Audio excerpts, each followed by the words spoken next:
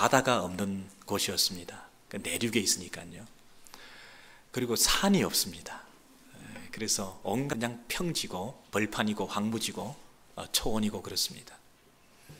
그러다 보니까 스포츠는 남미의 여러 나라처럼 공 하나만 있으면 되는 축구가 국기나 마찬가지로 흥행하고 있었습니다. 그리고 축구 다음으로 공 하나와 네트 하나만 있으면 되는 배구 경기가 곳곳에서 열리고 있습니다. 장비를 많이 구입해야 되는, 돈이 많이 드는, 갖춰야 될 것이 많은 야구 같은 것은 거의 없는 것 같습니다.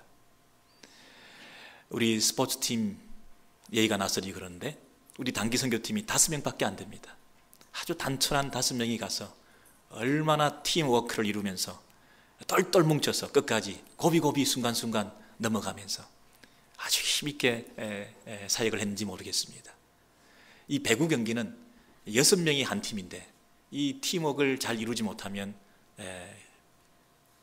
10중 8구 질 수밖에 없는 경기입니다.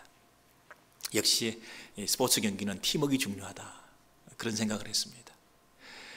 여러분, 이 사도 바울이 운동을 많이 잘 알았던 것 같아요. 그죠? 사도 바울이 고대 올림픽 경기를 빗대어서 신앙생활을 달리기라고 얘기하기도 하고요, 경주하는 것이라고 말씀하기도 하고 했는데, 그리고 영적 싸움이라고 할 때는 레슬링을 아마 얘기했던 것 같은데요. 오늘 본문에는 제가 그냥 생각한 겁니다만은 이 배구 경기를 하는 것 같은 느낌을 가졌습니다. 아주 강 스파이크를 그냥 내리꽂는데요, 정신이 없습니다. 여러분, 로마서 2장 17절에서부터 23절에 사도 바울이 연거푸 내리꽂고 있는 강 스파이크를 한번 보시기 바랍니다. 유대인이라 칭하는 네가, 사도 바울이 상대편을 향해서 지금 공격하고 있습니다. 유대인 팀을 향해서 공격하고 있습니다. 너희 팀 내 스파이크를 받아봐라 이러면서, 유대인이라고 칭하는 네가 성령의 길을 인도하는 자여 어둠에 있는 자의 빛이요 선생이라고 스스로 믿으니, 자칭 유대인들이 스스로 자만에 빠져있고 특권의식에 빠져있고 우리는 천하무적이다, 우리는 절대 질 수가 없는, 우리는 불패의 팀이다 이러면서 우리의 자존심과 긍지를 극대화시키면서 아주 교만한 모습으로 뻗대고 있는 그 팀을 향해서 뭐라고 얘기합니까? 야, 네가 그렇게 잘난 척하는데, 네가 유대인으로서 그 특권의식을 가지고 있는데, 네가 선민사상을 가지고 스스로 이미 구원은 다 따놓은 당사인 것처럼 생각하면서 그렇게 너희들이 살아가고 있는데, 그러면 정말 네가 유대인이면 다른 사람을 가르치고 율법을 가르치는 네가 그 율법대로 순종하느냐, 너 자신을 가르치느냐. 아주 비수 같은 강 스파이크를 날리고 있지 않습니까? 이 스파이크라는 말이 이 못이라는 거 아닙니까? 찔러대는 것입니다. 이게 질문하는 것입니다. 가르치는 내가 네 자신을 가르치지 아니하느냐, 이렇게 질문해서 몰라서 묻는 게 아닙니다. 이 질문형을 통해서 더 오히려 강하게 비수처럼 상대의 허점을 파고들어서, 그 빈틈을 파고들어서 견고한 수비의 그 사이에 강하게 찔러 넣는, 이 대못을 박는, 마음에 아주 그 고집스러운 것을 꺾어놓기 위해서 아주 강력한 메시지를 날리고 있는 모습을 볼 수 있습니다. 한 번만이 안 되니까 두 번째 스파이크를 날립니다. 도적질 말라 반포하고 가르치는 네가 왜 도적질하느냐? 네 모습을 바라봐라. 간음하지 말라는 네가 왜 간음하느냐? 우상을 가정히 여기는 네가 신사물건을 도적질하느냐? 이게 말이 되느냐? 율법을 자랑하는 네가 율법을 범함으로 오히려 하나님을 모독하고 욕되게 하느냐? 여러분, 냐냐냐 계속해서 찔러대면서 그들의 문제를 꼬집고 있는 것입니다. 그들이 착각하고 있는 부분을 일깨워주고 있습니다. 그들의 높아진 콧대를 꺾고 있는 것입니다. 그들의 교만과 자랑을 사도 바울이 지적하고 있는 것입니다. 그들이 가지고 있는 그 논리를 깨부수려고 하고 있습니다. 날카롭게 예리한 질문 5가지를 날리면서 강력하게 그들의 높아져 있는 교만한 마음을 내려치고 있습니다. 이렇게 여러분, 한 번만에 스파이크를 날려서 성공했으면 계속해서 연거푸 공격을 할 리가 없지 않습니까? 이 유대인들이 넘어질 듯 넘어질 듯 무너질 듯 무너질 듯 하면서 끝까지 비틀거리면서 공을 받아내는 거예요. 사도 바울의 그 공격에 대해서 계속해서 비틀거리면서 공을 리시브를 하는 거예요. 끝까지 자기 자존심을 지키려고 그러는 거예요. 내가 그래도 유대인인데, 내가 그래도 이방인들하고는 다르지. 우리가 가지고 있는 그 특권이 있잖아. 우리가 하나님으로부터 택감받은 자들인데 세상 사람들하고는 다르지. 그들은 개요, 짐승이요. 우리는 하나님의 특별한 백성들이지 하는 그 마지막 자존심을 가지고 비틀거리면서라도 우리의 유대인됨을 끝까지 지키려고 하는 그런 모습을 지금 보이고 있습니다. 그런데 이쪽 공격팀 사도 바울이 누굽니까? 유대인 출신입니다. 유대인들의 그 허점과 단점과 강점을 누구보다 더 잘 아는, 그 유대인들의 아킬레스건이 무엇인지를 어디를 건드려 놓으면 그것이 급소가 되고 픽 쓰러질 수밖에 없다고 하는 것을 아는 유대인들 아닙니까? 유대인 출신 아닙니까? 저쪽 팀 출신의 선수가 이쪽에서 공격을 하고 있으니 이건 얼마나 예리한 공격이 아직도 남아있는지 모르겠습니다.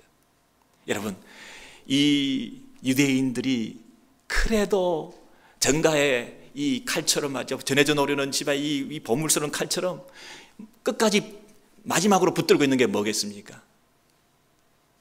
끝까지 유대인들의 마지막 긍지와 자존심이 뭐겠습니까? 유대인의 유대인됨을 드러내는 끝까지 포기할 수 없는 그 자존심의 마지막 보루는 뭐겠습니까? 무엇을 근거로 그것을 끝까지 놓치지 않고 나는 유대인이야, 끝까지 질 수가 없어, 끝까지 자기의 그 자존심을 지키는 그 근거가 뭐겠습니까?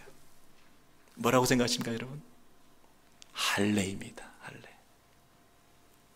지금까지는 그냥 간음했느냐, 도둑질했느냐, 뭐 우상을 섬겼느냐 이렇게 일반적인 율법에 대한 얘기를 했지만은 이제 결정적으로 유대인됨, 이방인과 유대인을 구분할 수 있는 것이 사활이 걸린 문제가 유대인들 입장에서는 할례입니다. 할례를 적어도 우리는 행했기 때문에 우리는 유대인이고, 할례를 행하지 않은 너희들은 이방인이고, 이 구분이 분명히 있는 것입니다. 그 부분을 마지막 자존심과 긍지로 내세우고 있는 그 유대인을 향해서 이제 특별히 따로 떼어내어서 오늘 사도 바울이 이 할례 문제를 터치하고 있습니다. 그 마지막 급소를 건드림으로써 이쪽 팀을 완전히 이 패배의 자락으로 몰아넣기 위해서, 완전히 무너지도록 하기 위해서, 그 마지막 자존심과 긍지를 무너뜨림으로써 그들을 새롭게 일깨우고 새롭게 세우시기 위해서 그들을 향해서 할례에 관한 얘기를 하자고 이 본문을 시작한 것입니다. 여러분, 오늘 본문의 그 25절부터 27절에 보시면 이 할례에 대한 얘기를 이렇게 언급하고 있습니다. 네가 율법을 행한 적 할례가 유익하나 만일 율법을 범한 적 네 할례가 무할례가 되었느니라. 여러분, 우리는 지금 할례자라고 유대인들은 큰 소리 치고 있습니다. 그런데 네 할례가 무할례가 되었다, 이런 충격적인 말을 하고 있습니다. 아니, 그런 충격적인 말을 들어도 얼마나 상처가 되고 혼란스럽겠습니까? 그런데 질문 두 가지를, 강스파이크를, 이제 결정타를, 마지막 피니시 블로우를, 마지막 자존심 할례만은 아니다, 그 부분만은 붙들고 있는 유대인을 향해서 그 할례가 무할례다, 네가 받은 그 할례가 의미가 없다, 네가 행한 그 할례 의식을 통해서 네가 유대인됨을 드러내려고 할 때 그것은 무가치한 것이다, 이렇게 말씀하고 있습니다. 두 가지 질문이죠. 아까 5가지 질문에 이어서 두 가지 마지막 할례에 대한 질문을 날림으로써 이쪽이 완전히 팀이 초토화가 되는 겁니다. 어떤 질문을 날리고 있습니까? 그런즉 무할례자가 율법의 제도를 지키면 그 무할례를 할례와 같이 여길 것이 아니냐. 세상에, 우리가 할례를 받았는데 우리를 향해서 너 무할례자다 이렇게 말하는 것도 심각한데, 우리가 개처럼 이방인을 여기고 있는데 그 이방인들이 무할례자인데 그 무할례자가 오히려 할례자가 되었다고 얘기하니 이건 얼마나 큰 충격입니까? 그 무할례를 할례와 같이 여길 것이 아니냐. 또한 본래 무할례자가 율법을 온전히 지키면 의문과 할례를 가지고 율법을 범하는 너를 판단치 않겠느냐. 아니, 할례 받은 우리 유대인들이 이방인들을 향해서 무할례자라고 판단하고 평가하고 가르치고 나무라고 정죄하고 이렇게 살아가는데, 오히려 그들이 무할례자가 할례 받은 우리를 향해서 판단하고 정죄하고 심판한다고 얘기를 하니까 이건 너무나, 이거는 놀라운 일입니다. 이건 이중 삼중으로 고통스러운 일입니다. 충격적인 얘기죠.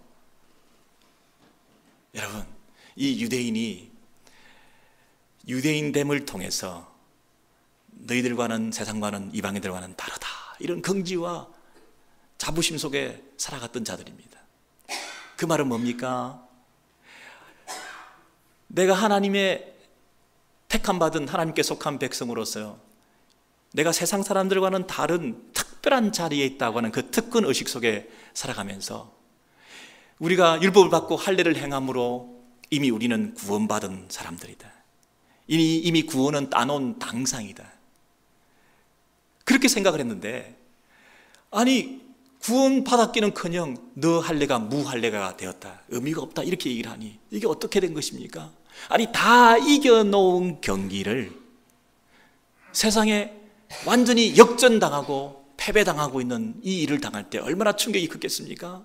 그것도 자기 팀에 속했던 선수가 유대인 출신이 이쪽에서 사정없이 공격을 해댐으로써 자기 약점, 자기의 강점 다 알고 있는 그에 의해서 속까지 다 뒤집어 보이면서 그의 기망과 위선과 그의 자존심과 이런 것까지 다 들키면서 완전히 깨부수어지는 그 자존심, 그 일들을 겪으면서 얼마나 유대인들이 당혹스러웠겠습니까? 여러분, 저와 여러분 가운데서도 이런 일을 당할 때가 있지 않습니까? 마지막 자존심, 내가 누군데, 왕년에 내 긍지의 마지막 보루, 이 부분을 건드리지 마라. 근데 그 부분이 깨져야 된다고 얘기하는데, 그것을 내려놓아야 된다고 얘기를 하는데, 우리는 끝까지 비틀거리면서도 공을 받아냅니다. 끝까지 나는 질 수가 없다. 끝까지 나는 포기할 수가 없다. 끝까지 나의 나됨을 내가 포기할 수는 없다. 내가 누군데. 여러분, 이런 생각을 하면서 유대인처럼 비틀거리면서 공을 받아낼 때가 있습니다. 대꾸할 때가 있습니다. 자존심을 세울 때가 있습니다. 부부간에도 서로 다투면서 서로 시시비비를 갈릴 때가 있습니다. 예배를 드리면서도 말씀을 듣고 받아낼 때가 있습니다. 신앙생활하고 교회생활하고 형제간에도 서로 받아낼 때가 있습니다. 상대방의 말을 서로 불쌍히 여기고 서로 경휼히 여기고 서로 이해하고 서로 세워줄 것이 우리의 삶의 바른 자세임에도 불구하고 깔아뭉개고 그 말에 대해서 즉각적으로 반응하고 내가 더 낫다, 내가 더 우월하다, 이런 얘기를 하면서 서로 대립적인 관계로 발전할 때가 있습니다. 자기 생각과 자기 가치관과 자기 고집을 우리가 끝까지 고집할 때가 있습니다. 이 유대인의 문제가 있다고 한다면 그것은 확신이었습니다. 이런 확신이 나쁜 것이 아닌 것 같지만, 그러나 내 생각과 내 가치관이 옳다고 할지라도 그것이 과잉 확신에 빠지게 될 때 그것은 자기를 망하게 할 수가 있습니다. 옳은 생각이라 할지라도 내 생각이 옳다고 하는 확신 속에 빠지지는 마셔야 합니다. 틀릴 수도 있다. 유연한 자세를 가지셔야 합니다. 내 생각과 다르고 내 생각과 너무나 틀린, 정말 성경적으로 잘못된, 잘못 가고 있는 뭔가 바보 같은 생각을 하는 사람이라 할지라도 우리가 그들을 향해서 긍휼히 여기는 마음으로, 유연하고 여유로운 마음으로, 부드러운 마음으로 포용하고 품을 수 있는 생각을 가지셔야지, 자기 확신 속에서 정죄하고 비판하고 끊어내면서 나만이 옳다고 생각을 하게 되면 이것이 바로 유대인들의 비틀거리는 모습입니다. 여러분, 이 본문 속에서 할례와 무할례에 대해서 왜 이렇게 언급을 하고 있습니까? 어떤 사람이 결혼식을 했습니다. 결혼식을 했는데 결혼식을 한 그 순간부터 결혼식을 했기 때문에 두 사람 사이에 결혼 생활을 해야 되는 것입니다. 그런데 결혼식을 화려하게 했다고 해서 행복한 결혼 생활이 보장되는 것이 아닙니다. 그날 결혼식을 밤새워 하고 오래 하고 밤새워 그날 축제하고 먹고 마시면서 흥겨운 결혼식을 했다고 해서 그 다음날 결혼 생활이 성공적으로 이어지는 것이 아닙니다. 우리가 세례를 받았다고 해서 세례받은 백성으로서 살아가는 일이 남았지, 세례 그 자체가, 의식 그 자체가 우리의 구원을 완벽하게 보장해 주지 않습니다. 약혼자가 반지를 꼈습니다. 그런데 이 약혼자가 반지는 버젓이 끼고서 생각은 딴 데가 있고, 그 약혼한 사람과의 그 정절과 신의를 지키지 않고 있다면 그 반지 낀 것이 무슨 의미가 있겠습니까? 오히려 뒤집어 가지고 반지를 사정상 끼지 못했다 할지라도 그 약혼자에 대해서 마음을 지키는 사람이 더 약혼자의 마음을 사랑하고 기쁘게 하는 거 아니겠습니까?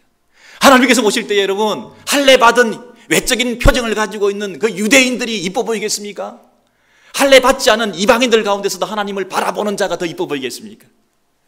반지가 100만 불짜리다, 다이아몬드다, 그 자랑하면서 버젓이 끼고 있는, 할례가 중요하다, 할례의 외적 표정이 중요하다, 그 형식 자체만 중요하게 생각하고 있는 그 자체가 마치 마술적으로, 주술적으로 그 의식과 형식과 외식 그 자체가 우리의 행복한 결혼생활과 우리 하나님과의 관계를 미리 보장하고 우리의 구원과 우리의 영생을 따놓은 당상으로 생각하는 것처럼 생각한다면 그것만큼 어리석은 생각이 어디 있겠습니까? 바보 같은 생각이죠.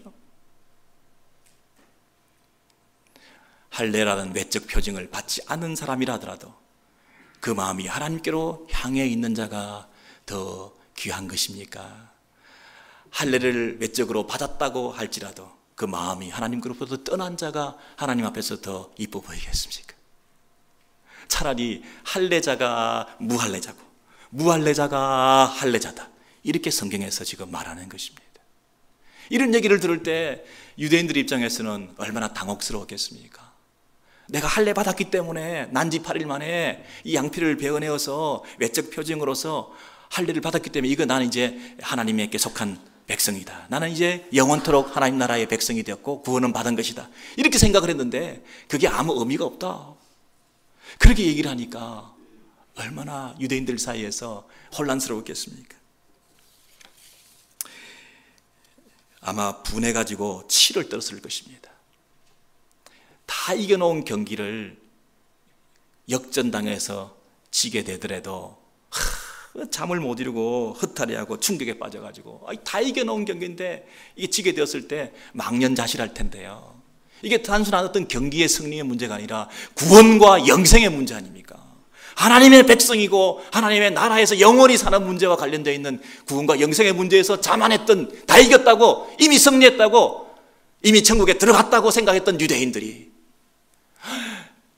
자기들이 무할례자가 되었다, 아니 이방인들이 할례자가 된다, 이렇게 가치가 전도되니 이 얘기를 듣는 순간 유대인들의 그 망연자실, 허탈함, 이 충격, 그 뭐라고 설명할 수 있겠습니까?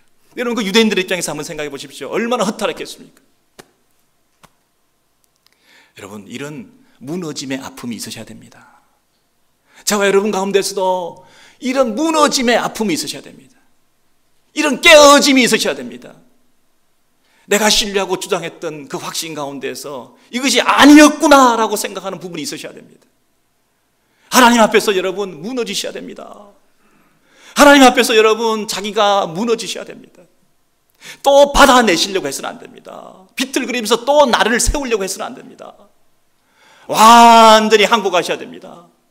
완전히 하나님 앞에서 자기를 내려놓을 때 내려놓음의 축복이 시작되는 줄로 믿습니다. 하나님 앞에서 여러분이 겸손한 마음이 되셔야지 이 신앙생활 가운데서도 교회 안에서도 이 종교성을 통해서 외적 형식과 표징을 통해서 레벨을 짓고 그것을 통해서 자기를 드러내는 하나의 장치로 삼으시면 안 됩니다. 하나님께서는 우리의 마음을 보신다고 하는데 우리는 자꾸만 겉모양을 드러내려고 합니다. 이 종교라는 것의 특징이 그렇습니다. 사람들 앞에서 내가 어떻게 보이는가, 사람들 보기에 내가 어떻게 나타내 보여지는가, 이것이 얼마나 우리들을 신앙생활 가운데 중요하게 생각하는지 모릅니다. 저 사람이 나를 어떻게 생각하나, 목회자가 나를 어떻게 생각하나, 교회에서 내 평판과 인기가 어떤가, 이것들이 종교적 허위의식과 위선과 가식 속에서 종교성과 부합되어서 함께 엉뚱한 괴물들을 만들어내는 바리새인과 서기관들을 만들어내지 않습니까? 유대인들을 만들어내지 않습니까? 이것을 깨부셔야 합니다. 다른 사람 얘기할 것이 아니라 저와 여러분에 대해서 속을 들여다보셔야 됩니다.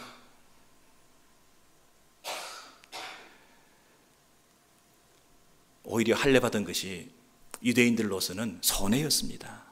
손할례였습니다. 유대인들이 오히려 손해봤습니다. 할례받아가지고. 왜? 할례받았다는 그 특권의식 때문에, 그 할례받았다는 그것이 마치 구원을 보장한 것으로 생각하기 때문에, 진정한 하나님과의 관계를 놓쳤기 때문에 그렇지 않습니까? 약혼 맞이를 끼고 이것이 우리의 영원한 결혼관계가 성공했다고 착각했기 때문에 날마다 신실하게 그 관계를 세워나가는 부분을 놓치고 있지 않았습니까? 교회에서 직분을 받았습니다.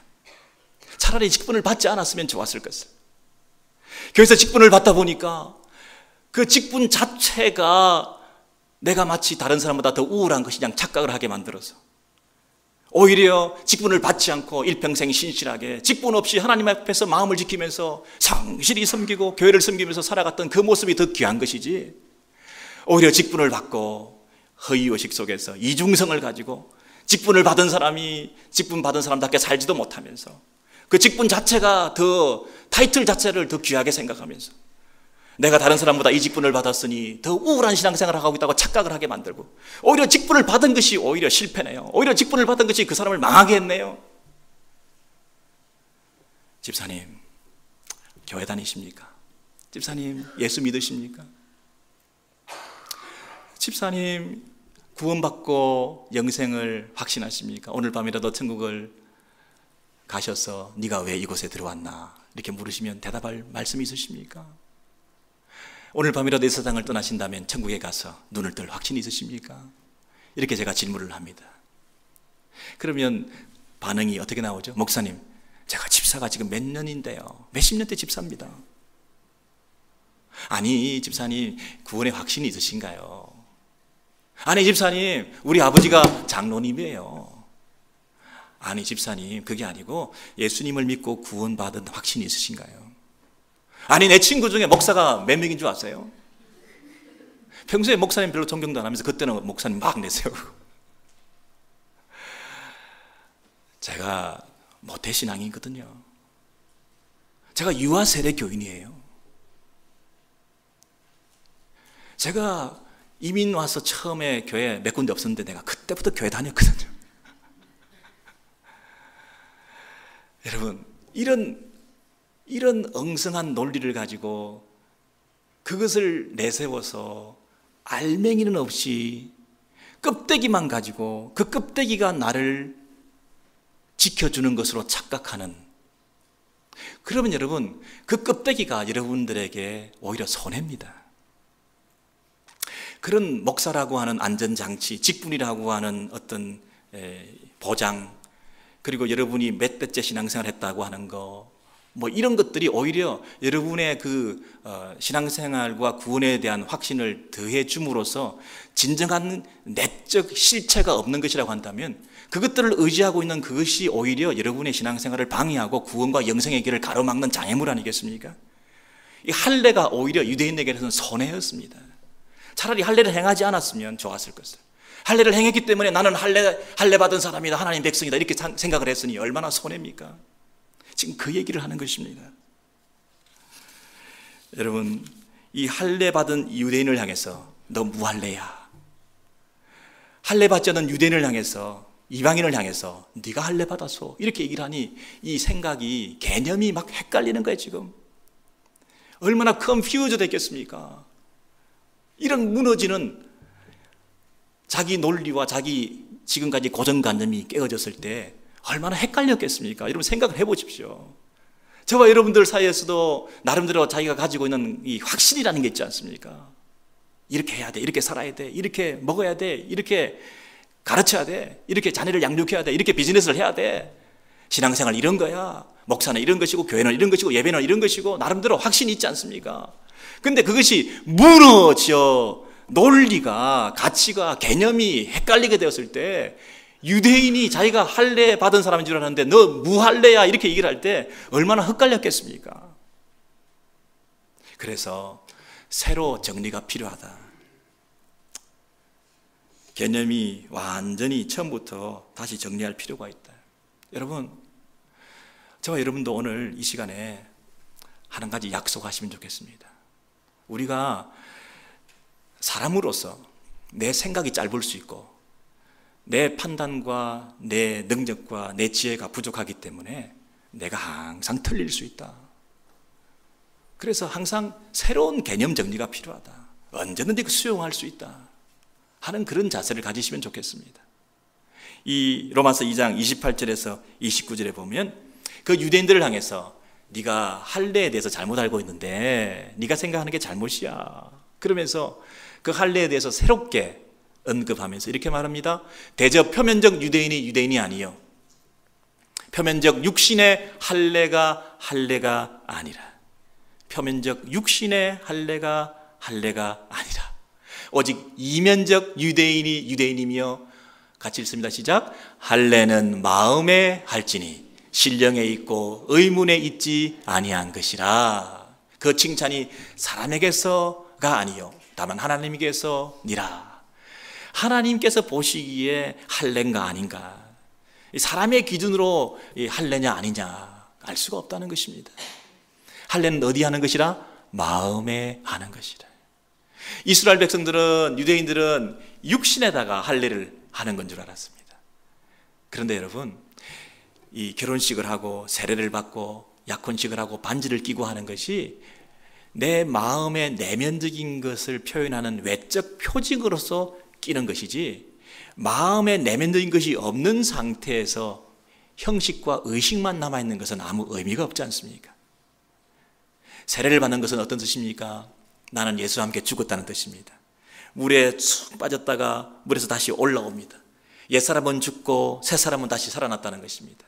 나는 죽고 예수 생명은 살아났다는 것입니다. 육신적인 죽음은 끝나고 하늘 생명으로 다시 살아났다는 것입니다. 나의 자연인 나의 모습, 나의 옛 자아는 완전히 없어지고 새로운 인생으로 하늘의 백성으로 살게 됐다는 것입니다. 자연인 내가 없어졌다는 것입니다. 여러분 이름 누구고 육신의 아버지로부터 부모로부터 태어난 나라고 하는 것이 이제 없어졌다는 것입니다. 이제는 내 생각과 가치관으로 살지 않습니다. 여러분을 개선시키고 임프루브 시키는 것이 여러분의 신앙생활 이유가 아닙니다. 예수 믿고 난 다음에 여러분 예수를 믿고 세례를 받았다는 것은 여러분이 죽었다는 것입니다. 여러분이 개선되는 거 아닙니다.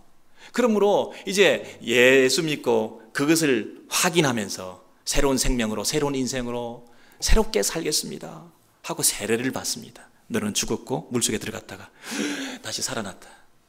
그래서 세례받은 것은 새로운 시작입니다. 그런데 여러분 어떤 종파에서는 세례식 그 자체가 신령한 것으로, 세례식 그 자체 참여하는 것으로 구원이 보장된 것으로 그렇게 생각을 하니 얼마나 어리석습니까?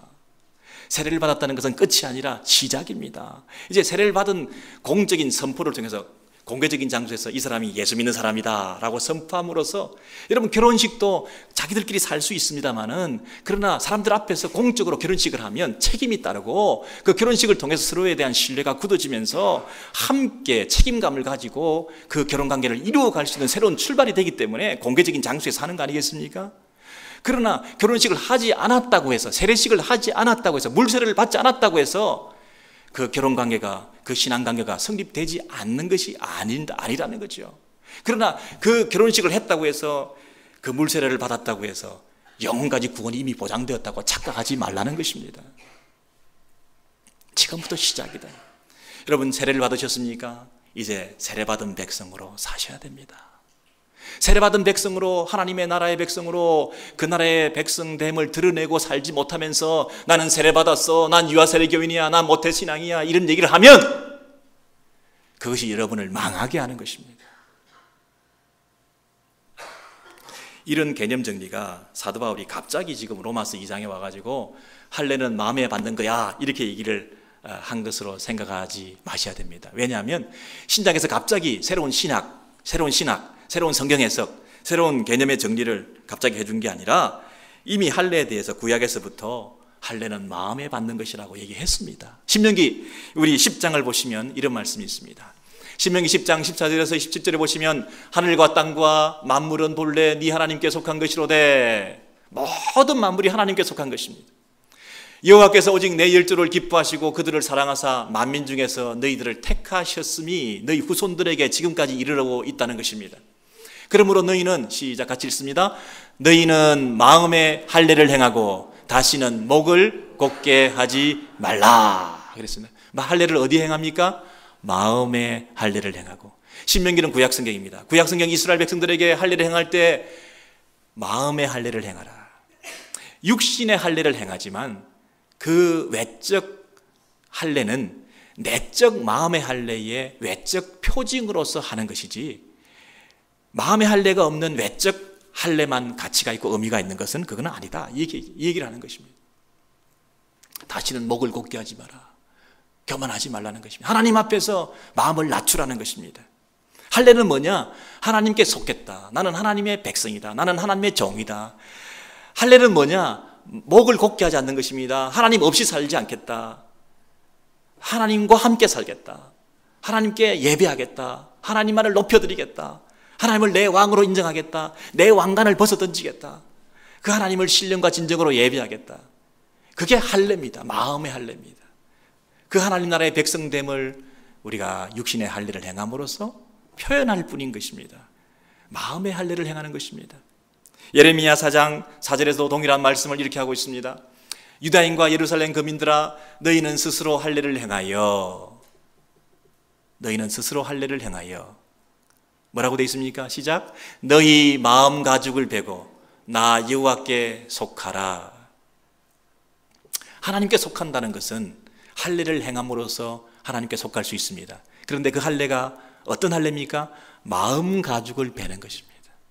육신적 할례가 아니라 마음을 새롭게 하는 것입니다. 여러분, 이 예레미야 4장 4절과 신명기 10장 구약의 말씀을 받아가지고 신약 성경에서 두 구절만 살펴보고 마칠 텐데요. 사도행전 7장 51절에서 신약 성경에서 그 할례의 의미를 스데반이 이렇게 말하고 있습니다. 여러분 같이 한번 읽겠습니다. 시작. 목이 곧고 마음과 귀의 할례를 받지 못한 사람들아, 너희가 항상 성령을 거스려 너희 조상과 같이 너희도 하는도다. 여러분, 할례는 어디에 받습니까? 육신의 할례를 받는 줄 알았는데요, 마음 가죽을 벗기는 것이라고 그랬는데요, 여기 보니까 뭐라고 합니까? 목에 받는 것입니다. 목에 받는 것입니다. 마음에 받는 것입니다. 귀에 받는 것입니다. 온 육신이, 온 마음이, 온 인생이 새로워지는 것을 말합니다. 성령을 거스려 성령의 인도하심을 따라 성령의 충만함을 받아 성령의 소욕대로, 내가 아니라 성령께서 인도하신 대로 살아가는 사람이 마음의 할례를 받은 증거입니다. 여러분께서 순종함을 통해서 내 뜻이 아니라 하나님 뜻대로 성령께서 인도하시는 대로 살아가는 그 모습의 순종의 모습을 보면 저 사람이 마음의 할례를 받았는가 받지 않았는가를 알 수가 있습니다. 마음의 할례를 받지 않은 사람은 내 생각대로 살아갑니다. 마음의 할례를 받지 않은 사람은 내 고집대로 살아갑니다. 여러분, 사도 바울이 할례를 받은 사람입니까? 받지 않은 사람입니까? 육신의 할례를 받은 사람입니다. 사도 바울이 유대인 출신입니다. 여러분, 자기가 할례를 받지 않았다고 한다면 할례 받은 사람을 향해서 그 할례 별 가치 없는 거야, 그게 중요하지 않아, 이렇게 얘기를 하면 좀 설득력이 없지 않습니까? 그런데 할례 받은 사람이 이 할례가 다가 아니야, 이렇게 얘기할 때 굉장히 파워풀하게 상대방에게 먹힐 수 있지 않겠습니까? 상대방이 지금 공격을 하는데 할례 받은 사람이 너 할례가 최고가 아니야 하고 강스파이크를 매기니까 기겁을 하고 정신을 못 차리고 질이 멸렬해질 수밖에 없는 것입니다. 이 빌립보서 이 3장에 보시면 그 얘기가 나와 있습니다. 마지막으로 우리 빌립보서 3장 2절에서 5절에 보시면 개들을 삼가고 행악하는 자들을 삼가고, 조심하라는 거죠. 삼가라는 얘기는 손 할례당을 삼가라. 삼가라, 삼가라, 조심하라. 여러분, 초대교회에는 여러 가지 문제가 있었지만 가장 심각한 문제는 뭐냐 하면 이 할례 문제입니다. 생각을 해보세요. 유대인들은 할례 받은 자들입니다. 그리고 예수를 믿고 교회에 들어왔다 하더라도 할례를 받아야 된다, 이렇게 주장하는 사람들이 있었습니다. 왜냐하면 할례를 받아야 하나님께 속한 자이니까. 하나님께 속하려면 할례를 받아야 되니까 예수 믿는 거 가지고 안 된다, 신앙 고백 가지고 안 된다, 할례를 받아라. 그래서 교회 안에 할례 받은 사람과 할례 받지 않은 사람이 이렇게 나누어지게 되었습니다. 그리고 할례 받은 사람이 더 우울하게 생각했습니다. 그리고 할례 받지 않은 그룹에 대해서 무시하고 경멸했습니다. 이런 아주 긴장 관계가 초대교회에 있었습니다. 그런데 그들을 향해서 사도 바울은 뭐라고 얘기합니까? 개들아. 할례를 주장하는 자들을 향해서 개들아. 원래는 유대인들이 이방인들을 향해서 할례 받지 않은 사람들을 향해서 짐승 취급을 하지 않았습니까? 이거 완전히 바뀌었습니다. 오히려 할례를 중요하게 생각하는 사람들을 향해서 개들아, 행악자들이라, 이렇게 말하고 있습니다. 손 할례당이다, 이게 무슨 말입니까? 이 손으로 할례를 행한다 이런 뜻이 아니라 손해볼 손입니다. 손해본다는 것입니다. 이 엉터리 가짜 할례당이라는 것입니다. 나쁜 할례당이라는 것입니다. 오히려 할례를 받았기 때문에 그 신앙생활에 손해를 본다는 뜻인지 모르겠습니다. 할례 받지 않았으면 차라리 나았을 텐데 네가 할례 받아가지고 오히려 손해보네. 그 할례 받은 것 때문에 더 자신을 대단하게 생각해가지고 진짜 구원을 이루지 못하네. 오히려 이 손할례당 너희들 정말 조심해야 되겠다. 이들이 교회 안에서 오히려 교회를 해방하고 힘들게 만든다. 이러면서 그들을 아주 나쁘게 말하고 있습니다. 그러면서 그 손할례당과 비교해서 다른 진짜 할례에 대해서 얘기를 하는데 이렇게 말합니다. 하나님의 성령으로 봉사하며 예배하는 것입니다. 하나님의 성령으로, 내 힘으로, 육신적인 힘으로 하는 것이 아니라 성령께서 예배하게 우리를 인도해 주신다는 것입니다. 그리고 그리스도 예수만을 자랑하고 영광 돌려드리고 내 자랑이 없어진다는 것입니다. 내가 할례를 행했다, 내가 선행을 베풀었다, 내가 율법을 지켰다, 내가 이런 노력을 했다, 난 너하고는 달라, 이런 태도가 아니라 모든 자랑이 없어지고 오직 주님만 자랑한다는 것입니다. 그리고 또 한 가지는 육체를 신뢰하지 아니하는 우리가 곧 할례당이다. 여러분 입신에 들어가신 분들 정신 차리시고, 네, 지금 사도 바울이 창당 선언을 했습니다. 정치의 계절에 창당 선언을 했습니다. 근데 그 당의 이름은 할례당입니다. 그죠? 할례당입니다. 근데 그 할례당에 가입하는 조건은 세 가지가 있습니다. 첫째는 하나님의 성령으로 예배하고 봉사하고, 두 번째는 그리스도 예수를 자랑하고 내 육신을 신뢰하지 않는 이 세 가지 조건을 갖춘 사람이 할례당이다. 외적인 표징으로 육신적 양피를 잘라내는 8일 만에 남자아이를 잘라내는 그 할례를 받은 그것이 할례가 아니라 그건 오히려 손할례당이다. 가짜 할례당이다. 엉터리다. 그건 할례. 진짜 할례는 뭐냐? 그 육신을 자랑하지 않는 것이고 성령님을 모신 것이고 예수 그리스도를 나의 구주로 고백하고 그 예수만을 자랑하는 사람들이 진짜 할례당이다. 나도 사실은 할례를 행한 사람이다. 난지 8일 만에. 육체를 자랑한다면 나도 나만큼 자랑할 사람이 있느냐? 나도 육체를 신뢰하고 자랑할 만하니 내가 8일 만에 할례를 받고 이스라엘 족속이요 히브리인 중 히브리요 자기의 그 배경과 지식과 자기의 모든 가문들을 자랑하고 있지 않습니까? 그럼에도 불구하고 사도 바울은 뭐를 자랑한다고요? 누구만 자랑한다고요? 저런 것들은 다 배설물로 이기고 예수 그리스도만을 자랑한다는 것이죠. 와, 사도 바울이 이런 얘기를 할 때 여러분 감흥이 없으십니까? 대단한 사람인데요. 저분은 대단한 자랑거리를 가졌는데 우리는요 뭐 어디 선교만 한번 갔다 와도 야, 나 갔다 왔어. 그게 자랑거리가 되고요. 내가 무슨 직분을 하나 받아도 야, 집사하고 권사하고 같은 줄 알아? 와, 제가 노예만 가더라도 요즘 최근에 목사 안수 받은 사람을 향해서 야, 목사라고 다 똑같은 줄 알아? 내가 안수 받은 지 언제인 줄 알아? 이런 생각이, 이런 마음이 들 때가 있는데 내가 이 교회 나온 지가 얼마인 줄 알아? 와, 이런 자랑거리들. 사도 바울이 지금 엄청난 자랑거리를 가졌는데요. 할례 난지 8일 만에 이런 배경을 가지고 이런 유대인의 집안에서 유대인 중에 유대인인데 그 사도 바울이 지금 뭐라고 얘기합니까? 그가 아무 쓸모없다. 배설물처럼 저기다. 나는 예수만을 자랑한다. 여러분, 예수만을 자랑한다, 십자가만을 자랑한다, 그 말의 의미를 아직도 실감을 잘 못하시는 것 같아요. 여러분이 죄인입니다. 저와 여러분이 죄인입니다. 우리는 부족하고 연약합니다. 아무것도 아닙니다. 우리가 부족하고 연약하고 무능력하고 아무것도 아니라는 사실을 잘 깨닫지 못하시는 것 같아요. 여러분, 만약 우리가 죄를 짓고 하나님 앞에서 불성실하게 살았을 때 벼락이 친다고 생각해 보십시오. 그러면 죄에 대한 인식이 분명하겠죠. 하나님 살아계시구나. 나는 부족하구나. 내 마음을 보시는 곳이구나. 근데 벼락 정도 말고 여러분 어카운트에서 얼마나 있으신지 모르지만 1불씩만, 여러분이 무슨 잘못된 생각을 하고 죄를 짓고 이럴 때마다 1불씩만 떨어져 내린다 생각하면, 여러분의 밸런스에서 1불씩만 떨어진다고 생각하면 여러분이 죄에 대한 인식이 너무나 야 이거 이거 또 떨어졌어요. 이 죄에 대한 인식이 얼마나 철저하게 잘 와 닿고 느껴지겠습니까? 좀 그렇게 했으면 좋겠어요. 예. 맨날 뭐 바운스 날 거 아닙니까? 예. 그래서 죄를 안 지으려고 막 애를 쓰고 노력할 텐데 우리는 철저한 죄인이다. 돌아서면 죄를 짓고 눈을 감아도 죄를 짓고 눈을 떠도 죄를 짓고 생각하는 것도 죄를 짓고 형제를 만날 때도 정오와 시기심과 경쟁심으로 대하고 누가 칭찬을 받아도 그것이 마음에 걸리고 누가 욕을 하면 더 욕을 해주고 싶고 나를 욕하면 반드시 보복을 해줘야 되고 남이 잘 되는 꼴을 못 보고 내 생각이 옳고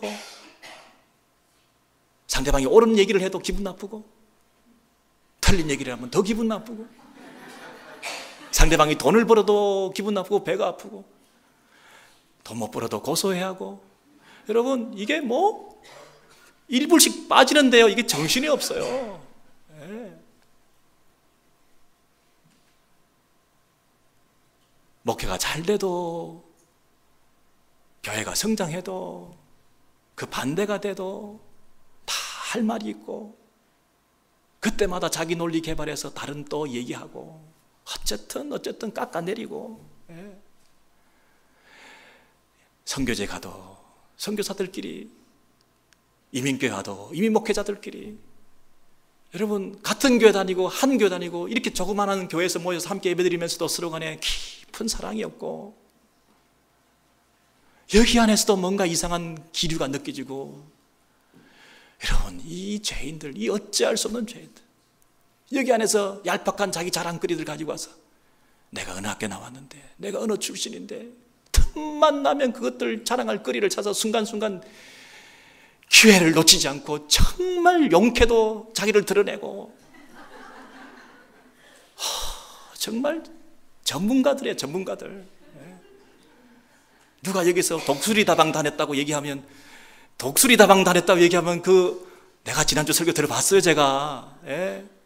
그러면 그 독수리 다방이 뭐 자기하고 같은 학교 출신 이야 치사하고 정말 여러분 그런 모든 자랑거리들을 자기 자랑거리들을 다 내려놓고 배설물처럼 여기면서 나는 죄인입니다. 나는 스스로 의로울 수가 없습니다. 구원받을 수 없습니다. 나는 천국에 갈 수 없습니다. 거룩하신 하나님 앞에 나는 바로 설 수가 없습니다. 나는 너무나 속에 썩어 있습니다.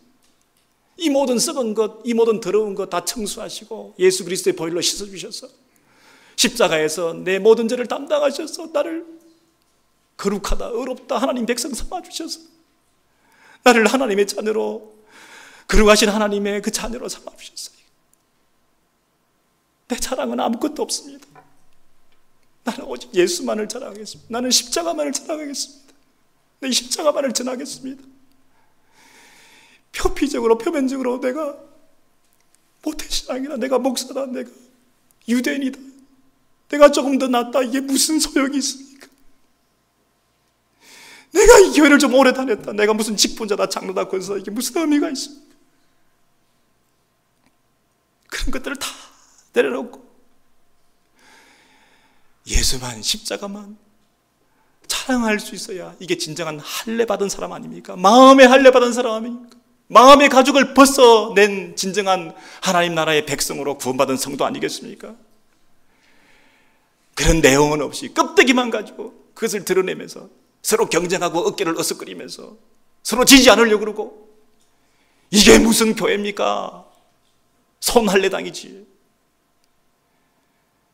하나님 나라의 백성으로 우리가 거듭나서 표면적 유대인이 아니라 이면적 유대인으로 마음의 할례를 받은 사람으로서 하나님 말씀을 들을 때도 예배를 할 때도 신령과 진정으로 드리지 못하는 예배, 형식과 습관의 의무적인 예배에 사로잡혀 있는 그 예배를 드리면서 어떻게 예배라고 말할 수 있습니까? 하나님 말씀을 들으면서도 사람의 말로 받고 그저 받아내려고 그러고 하나님 말씀을 받아들이지 못하고 받아내려고 그러고 끝까지 앉으려고 그러고 다 반대 논리를 개발하고 귀에 할례 받지 못한 자입니다. 입술이 부정한 자입니다. 여러분, 이 사도 바울이 강 스파이크를 매기면서 얼마나 마음이 아팠겠습니까? 자기도 유대인인데 동족이 구원받지 않으면 나는 구원받지 못해도 좋다고 얘기하는 그런 안타까움을 가지고 그들을 향하여 사랑의 마음을 가졌던 사도 바울 아닙니까? 그들이 미워가지고 그들을 초토화시키고 그들을 버리려고 그들을 아프게 하려고 스파이크를 대못을 그 마음에 받고 있겠습니까? 그가 깨어나도록, 그가 무너지도록, 그가 다 내려놓도록, 다 양보하고 포기하고 자기를 내려놓고 자기 왕국을 무너뜨려서 하나님을 받아들이고 하나님 나라의 백성으로 새롭게 세워지기 위하는 마음으로 그렇게 아픈 질책을 하고 있지 않겠습니까? 예리한 칼날로 수술하고 있지 않겠습니까? 그들의 가장 큰 자존심인 그 할례의 문제를 지금 건드리고 있지 않겠습니까? 저와 여러분이 지금 마지막 그 자존심, 여러분이 내가 그래도 내 자랑이 있다고 하는 그 부분을 지금 하나님께서 수술하고 다루시고 만지실 때에 여러분 무너지시기 바랍니다. 무너져셔야 행복한 것입니다. 끝까지 버티시지 마시기 바랍니다. 얼굴을 펴시기 바랍니다. 하나님 앞에서 순수한 어린아이 같은 심정으로 우리의 신앙생활 새롭게 출발하시는 진정한 할례당 우리 오렌지힐 교회 성도들 되시기를 주의 이름으로 축원드립니다. 우리 찬송 한장 하십시다.